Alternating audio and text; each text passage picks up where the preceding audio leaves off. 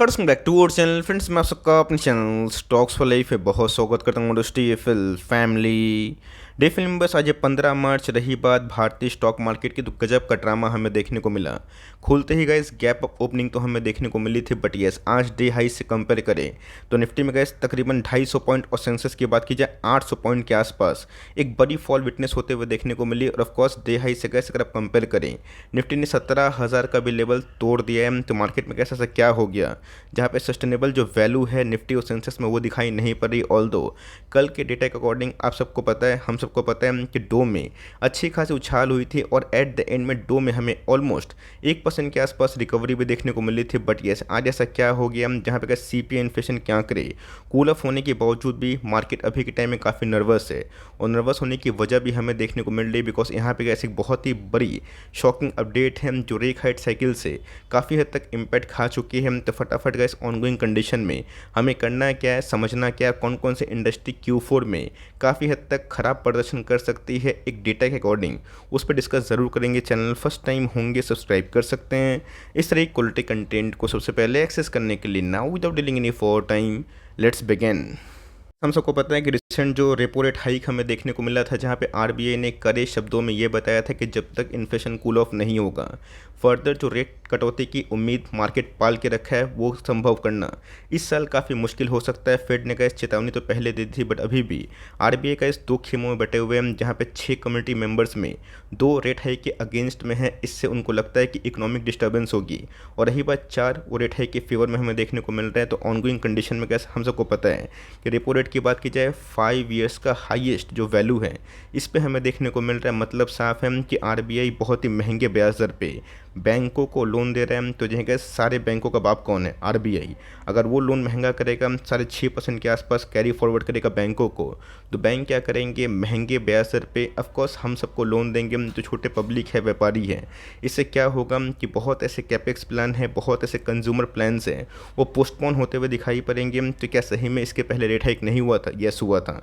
कब हुआ था, कितना हुआ था, इन सब का पता होना बहुत ही इंपॉर्टेंट है। बिकॉज हम सबको पता है कि कोविड क्रैश में रेट हाइक नहीं हुआ था, उल्टा कटौती हुई थी और वहाँ पे कैसे 4% पे ब्याज दर बैंकों को मिल रहा था। और ऑफकोर्स बैंक बहुत ही सस्ते ब्याज दर पे लोगों तक पैसा पहुंचा रहे थे। इससे क्या हुआ, इससे ये हुआ कि अचानक से डिमांड में हमें बूस्ट देखने को मिला। बट यस इन्फ्लेशन को काउंटर करने के लिए, कंट्रोल करने के लिए जो सख्त मेजर्स हमें देखने को मिल रहे हैं वो अपने आप में गैस अभी के टाइम में काफ़ी हॉन्टिंग वाला कंडीशन इमर्ज करवा रही है। कि पहले भी गैस आप देख सकते हैं कि 18 में सेम ऑनगोइंग कंडीशन था, जहाँ पे 1 अगस्त 2018 में ये रेपो रेट 206.5% था। और उसके बाद जहाँ पे आरबीआई को लगा कि अब बहुत हो गया, इससे इकोनॉमिक डिस्टर्बेंस हमें देखने को मिल रही है, लगातार गैस कट होता हुआ देखने को मिला। और उसके बाद इकोनॉमी ने बहुत ही अच्छा बाउंस बैक करके ज़रूर दिखाया था कि पहले ऐसा नहीं हुआ था। जी हाँ गैस, इसके पहले भी हमने सेम कंडीशन देखी थी। आप सबको पता है कि 2008 के फाइनेंशियल क्राइसिस के बाद मार्केट में डिमांड पूरा टूट गया था और वहाँ पे गैस मार्केट को मजबूत करने के लिए बहुत ही कम ब्याज दर बहुत ही लंबे टाइम तक थे, जिससे क्या हुआ कि बाजार खड़ा हुआ, इकोनॉमी खड़ी हुई।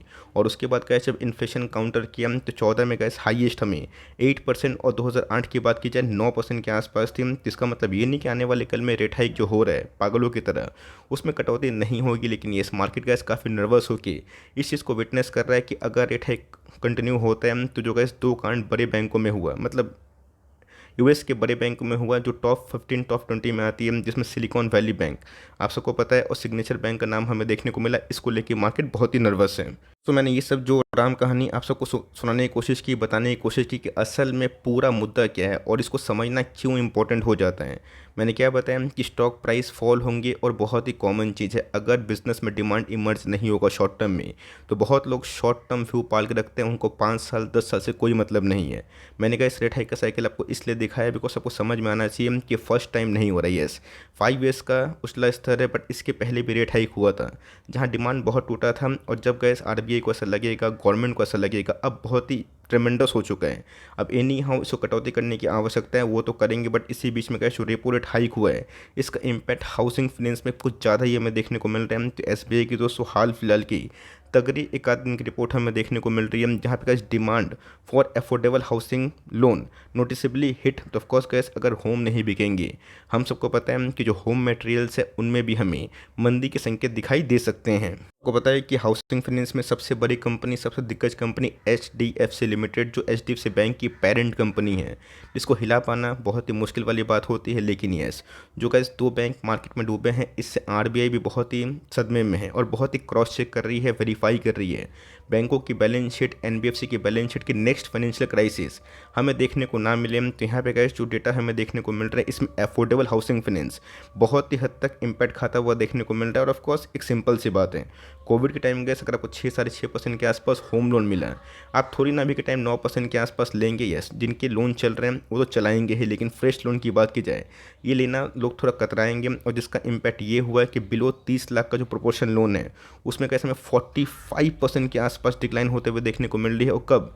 महज 2 महीना में, जैन से फेब के महीने में, जहाँ पे गैस बहुत लोग लोन लेने के लिए रेडी नहीं है। खासकर जो ऐसे लोग, ऐसे तबके के लोग जिनको बहुत बड़ी पूंजी की आवश्यकता नहीं होती। होम तो गैस 30-50 लाख में ही बनता है, और बहुत लोग होम बनाते हैं 1 करोड़, 2 करोड़, 3 करोड़। बट उसी बीच में गैस जो मिडिल क्लास फैमिली है, जिनको 30-40 लाख की आवश्यकता होती है, उसमें गैस 2 महीना में ही हमें 50% के आसपास फॉल विटनेस होता हुआ देखने को मिल रहा है। तो सिंपल सी बात है, अगर अफोर्डेबल हाउसिंग फाइनेंस का मार्केट गड़बड़ होगा, इसका इम्पैक्ट दोस्तों कंज्यूमर वाले जो स्टॉक्स हैं उस पर भी हमें दिखाई पड़ सकता है। तो जी गैस, ये जो जून से अगर आप कंपेयर करें 22 से, इस 60% के आसपास फॉल है। और लास्ट 2 महीना से अगर आप देखें, सीरियसली मॉनिटर करें, आपको समझ में आएगा कि रेपो रेट हाइक की वजह से हाउसिंग फाइनेंस के जो लोन है वो काफ़ी हद तक कम बिक रहे हैं। गैस एक खुशी वाली बात भी है, ऐसा नहीं कि सिर्फ और सिर्फ नेगेटिव न्यूज़ है। 50 लाख से जो ऊपर लोन लेने वाले लोग हैं, जो हाउसिंग फाइनेंस को लोन अफोर्ड कर पाते हैं, उसमें सिग्निफिकेंटली 15% के आसपास जंप देखने को मिल रहा है। और ऑफ कोर्स इस फिजिकल की बात की जाए, टोटल अभी तक 25% के आसपास जंप है। तो जी हाँ गैस, जो कंपनी हाउसिंग फाइनेंस में काम करती है, खासकर अफोर्डेबल हाउसिंग फाइनेंस, जो छोटे तबके के लोग को लोन देती है, उनके बिजनेस गैस आने वाले एक आध क्वार्टर में कोलैप्स किया, थोड़ा सा सिग्निफिकेंटली डाउन साइड मूवमेंट दिखा सकते हैं। अब सिंपल सी बात है, जब तक गैस रेपो रेट हाइक होगा तो क्या कर सकते हैं, वो बहुत ही कम मार्जिन में आपको लोन देने की कोशिश करेंगे, जहाँ पे आपका सुविधा हो। लेकिन यस, वो तो लॉस में तो आपको लोन नहीं देंगे। इसी की वजह से गैस जितने भी बड़े बड़े स्टॉक्स हैं, खासकर पेंट इंडस्ट्री की बात की जाए, टाइल्स की बात की जाए, मार्बल्स की बात की जाए, सीमेंट की बात की जाए, सबकी गैस अभी के टाइम कंडीशन उतनी अच्छी दिखाई नहीं दे रही। आपको पता है कि हाउस बिकना बहुत ही इंपॉर्टेंट एक मेजर हम लोग काउंट करते हैं। हाउस बिकेगा तो सब लोग खुश होते हैं। अब हाउस में गैस कितने सारे मटेरियल्स हैं, कितने सारे इंडस्ट्री है, क्या कोई इधर पे बता सकता है कि आपके हाउस में ऐसे कौन से 10 स्टॉक हैं जो आपके पोर्टफोलियो में है? देखते हैं गैस कि सही में आपकी ऑब्जर्वेशन स्किल कैसी है, कि जो चीज़ को आप देखते हैं, जिनकी बैलेंस शीट से आपको थोड़ा सा नाराज़गी नहीं है, उस पर कॉन्फिडेंस है, और जो आपके आंखों के सामने है, हाउस में ही दिखाई पड़ता है। ऐसे कौन से 10 बिजनेस हैं जिसको आप होल्ड कर रहे हैं या फिर होल्ड करने का प्लान कर रहे हैं?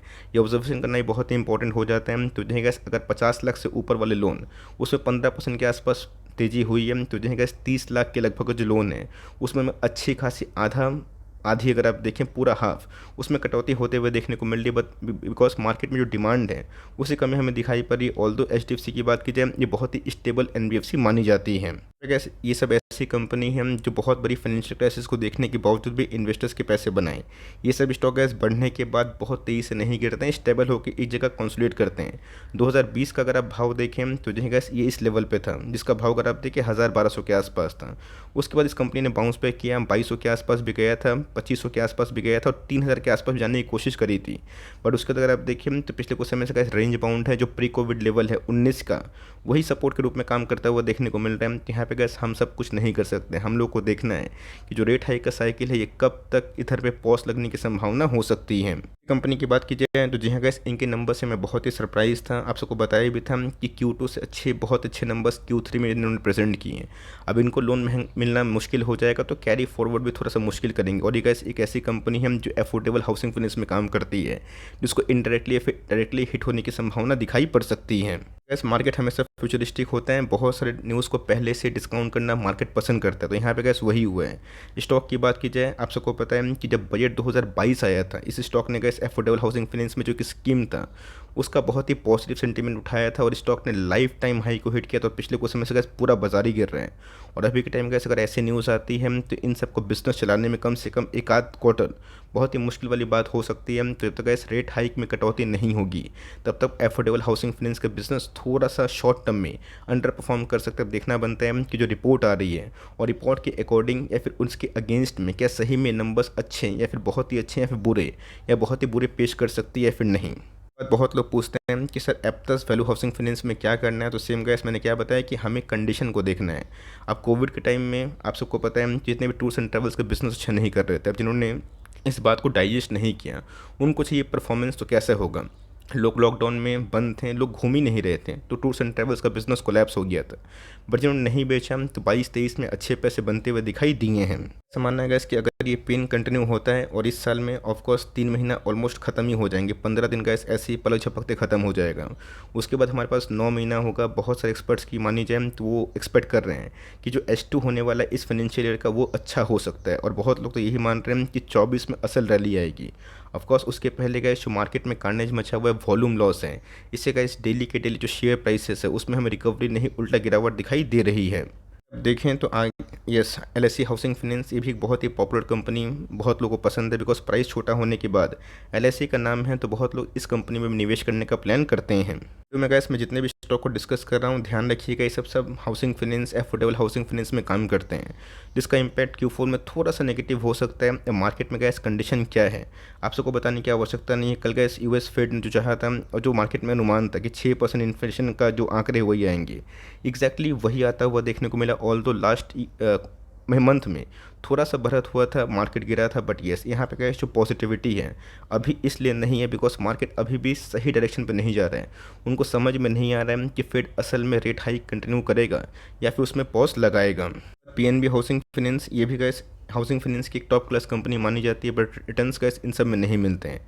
जो कंपनी गैस बैलेंस शीट में अच्छा परफॉर्म कर रही है और खासकर गैस इस ऑनगोइंग कार्नेज में आपको मिड कैप और स्मॉल कैप का हाउसिंग फाइनेंस में अच्छा खासा मौका बन सकता है। अगर आप लॉस में बेचना चाहें तो आपका गैस अपना ओरिजिनल पॉइंट ऑफ व्यू होगा, अपना ओन पॉइंट ऑफ व्यू होगा। लेकिन यस, अगर जिन्होंने कहा इस कोविड में टूर्स एंड ट्रैवल्स के बिजनेस को नहीं बेचा, उन्होंने समझा कि ऑनगोइंग कंडीशन में लोग कहाँ घूम रहे हैं, तो ऑफकोर्स 2 साल के बाद दोस्तों जितने भी बैगेज वाली कंपनी है, VIP हो गए, सफारी हो गए, आप जाकर चार्ट चेक कर सकते हैं, उन सब में हमें ईज माई ट्रिप में अच्छे खासे पैसे बनते हुए देखने को मिल रहे हैं। तो ऑनगोइंग कंडीशन में गए जब तक रेट हाई कंटिन्यू रहेगा, हाउसिंग फाइनेंस के बिजनेस पर्सनल खासकर NBFCs में गए बजाज फाइनेंस भी चपेट में आएगा।